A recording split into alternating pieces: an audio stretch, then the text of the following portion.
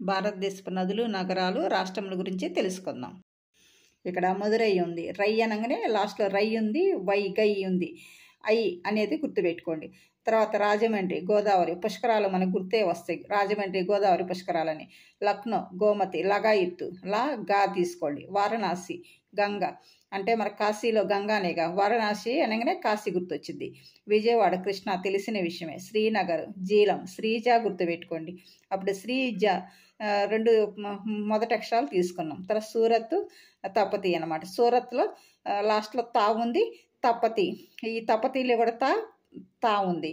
హైదరాబాద్, మూసీనిది. హైదరాబాద్ అనగానే మూసీ కంపు వాసన వస్తుంది అని ఇట్లా మాట్లాడుతుంటారు కదా. ఇట్లా గుర్తుపెట్టుకోవటమే. ఇలా ఏదో ఒక అక్షరం తీసుకొని గుర్తుపెట్టుకుంటేనే మీకు జీకే గుర్తుంటుంది. కానీ సైంటిఫిక్ అసలు వాళ్ళన్నీ గుర్తుపెట్టుకోవాలంటే గుర్తుండవు. ఈ విధంగా గుర్తుపెట్టుకోండి.